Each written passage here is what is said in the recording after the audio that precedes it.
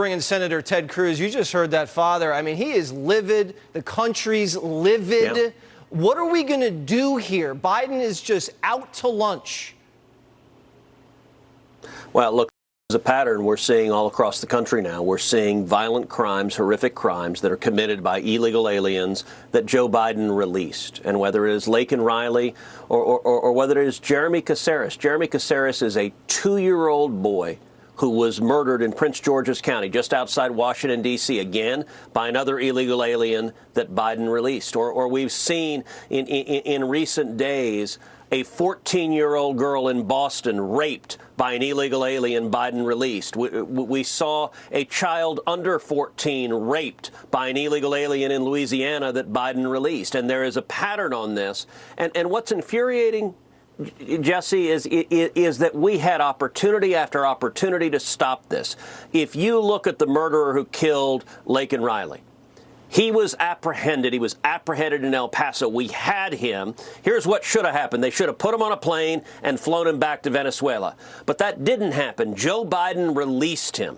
He released him, refused to follow the law, let him go. And then the murderer went from El Paso to New York City. And we had a second opportunity to stop this horrific crime because that murderer was arrested in New York City for endangering the safety of a child. And what happened? New York City is another sanctuary city. They let him go. They let him go. They didn't put him in jail. They didn't notify ICE.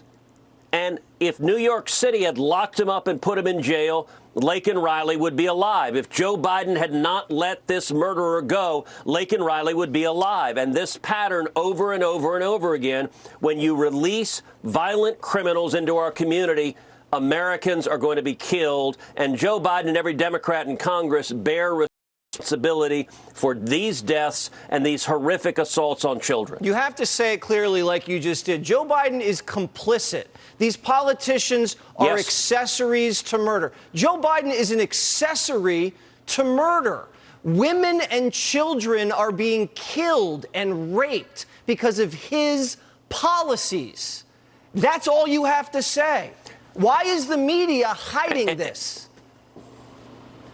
Because they support the open borders we have, the 10.6 million illegal immigrants who've crossed under Joe Biden. Democrats and the media both view all of them as future Democrat voters. And so if people have to die, if children have to be assaulted, if women have to be raped, they're willing to accept that as collateral damage. And I'm here to tell you, Jesse, the odds of a major terrorist attack in America today are greater than they have been at any point since September 11th, 2001. Tomorrow, I'm going to be down in Eagle Pass. I'm going to be down on the border with President Trump. I'm going to be on your friend and colleague Sean Hannity's show with the president on the border and highlighting this invasion that is happening. And I'll tell you, every time I'm on the border, when I talk to Border Patrol agents, they tell me they're concerned about Hamas and Hezbollah terrorists crossing over and trying to commit another mass murder like October 7th. It's unbelievable. We'll be watching you on Hannity and the president at 9 o'clock tomorrow. You know, the president's going to be down there also in Texas, and he needs to say her name. He needs to say Laken Riley's name. He needs to be asked about it first, but he needs to say her name and address it. Senator, thanks so much.